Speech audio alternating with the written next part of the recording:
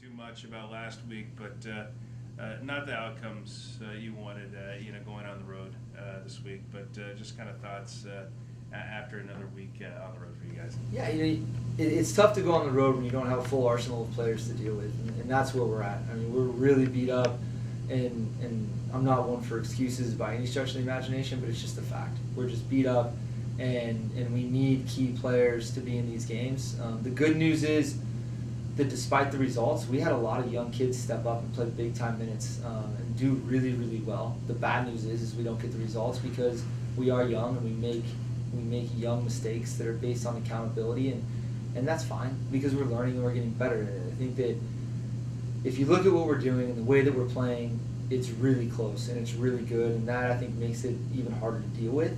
But the sun continues to come up. I think that it's still a really positive group.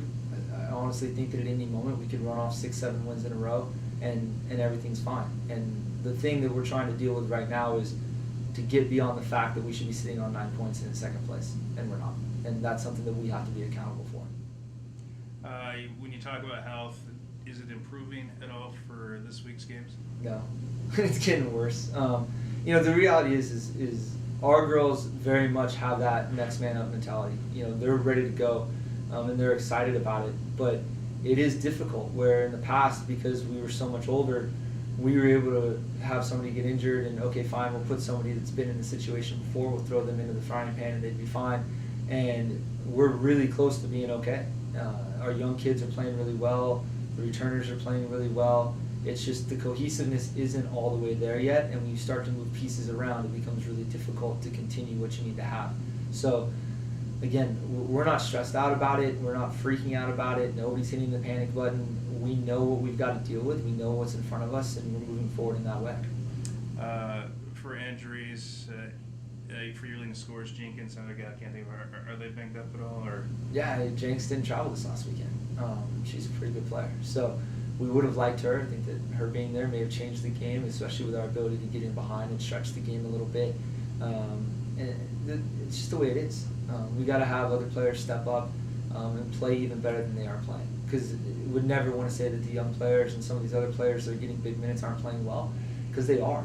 It's just what their skill set brings is different than the skill set that somebody else might bring, and what we're asking them to do is beyond what they would naturally be doing. So it's difficult, and it's a fun and interesting challenge as a coaching staff, but these girls are very positive. And you look around the country and you look at teams that may be in similar situations, and you could have an all-out mutiny on your hands. And these girls, they love each other, they believe in each other, we believe in them, they believe in us as a coaching staff, and there's no questions being asked. They want to move forward and they want to be positive about it. All right, so moving ahead to this weekend, San Marcos on Friday. What do you know about them? What have you seen? This is going to be potentially one of the most difficult road trips in our conference, at least in our cycle, where normally I would say that about San Francisco and Monterey Bay. That we went there last year, got 4 points. This year they come to us. Now this year we got to go to San Marcos and we got to go to San Diego. And San Diego's number 11 in the country. They're special. They're very well coached. Brian's a legend. They have big time players, and we're going to play them on the Sunday, and that's going to be tough. And the first matchup is San Marcos. And the difficult thing with San Marcos, as we learned last year, is they're going to be tough to beat.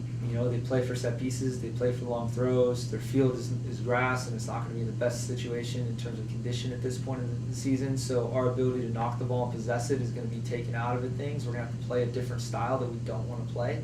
And it's going to be physical, and it's going to be ugly, and our young kids are going to have to be able to manage that. But again, a great experience. Is it 6 points that can be done? Absolutely. Absolutely. 6 points are on the table every time we step onto the field in this conference, and our girls believe that. But it's going to be a tough weekend. Knowing that you are going to be on grass on Friday, do you take the team practice on the grass just to kind of get used to it all? We'll be on grass when we get out there. There's no reason to overthink things, and especially when things aren't going right, and they're really close to going right, but they aren't at the moment. We're losing games because of stupid stuff, and you don't need to add more. You don't need to complicate things. We don't need to make life more difficult and take these girls to a grass field and give them more to think about. These girls just need to take a deep breath and play, because they're too talented not to. So right now we're simplifying things a lot to take a little bit more stress off of them, and we hope that will result in a better product.